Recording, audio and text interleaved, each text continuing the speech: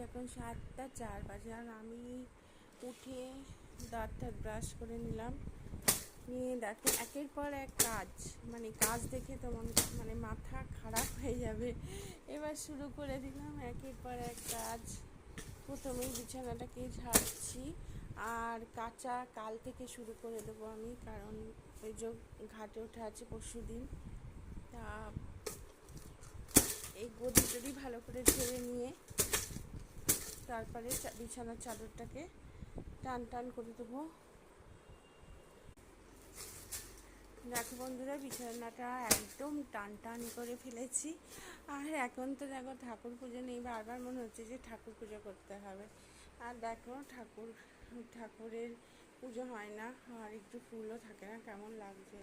মানে এই সময়টা সত্যি কেমন লাগে। আর কি করব, আর যাই হোক, চলো বারান্দায় একটু যাই। চলে এসেছি বারান্দায়। দেখো আমার ব্যালকনির গাছগুলো দেখো কতটা বড় হয়ে গেছে। আর এই দেখো আমার ক্যাকটাস গাছটা অনেকটা লম্বা হয়ে গেছে। আর একটা জিনিস দেখাই, দেখো আমার কুমড়ো গাছ উঠছে, যেটা আমার ভীষণ প্রিয়। আর এই যে তা বন্ধুরা, গাছে জল দেওয়া গেছে, বাইরের পরিবেশটা তোমাদের দেখিয়ে দিলাম, ঠান্ডা ঠান্ডা আছে একটু। আর আজকে এই যে কাঁচাগুলো এবার মেলবো। চলো, দেখো পিনি মাছ খাচ্ছে আর আমাদের মিশু ক্যাট ফুডটা খেয়েছে, খানিকটা খেয়েছে, এখনো কতটা বাকি আছে দেখো।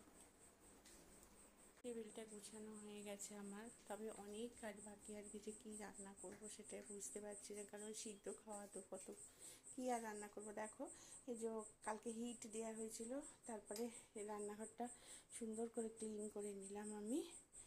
দেখো বন্ধুরা, তোমাদের সাথে কথা বলতে বলতে আমার দেখো ওদের ভাতও বসানো হয়ে গেলো, বাচ্চাগুলোর। আর একটু চা না খেলে কাজে এনার্জি হয় না।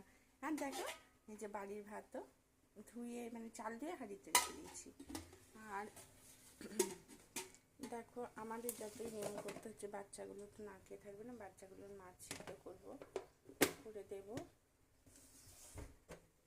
আর বাসন তো পড়ে আছে তোমরা জানো, আর কাজের বোনটা অনেক দেরি করে আসতে, এই 11টার দিক করে আসে। যাই হোক বন্ধুরা, এই যে চাটা খেয়ে মানে এনার্জি জোগাবো, কারণ প্রচুর কাজ পড়ে আছে। বাসি ঘরটা ঝাড় দিতে হবে প্রথমে, চাদর তো এক ঘরে ঝেড়েছি, আরও 2 ঘরে চাদর ঝাড়া বাকি আছে, কাল থেকে সব কাচা শুরু করে দেবো।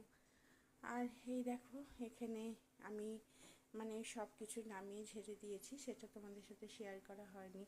এইটা দেখো তো কেমন লাগছে, সুন্দর করে গুছিয়ে দিয়েছি। হ্যাঁ, যাই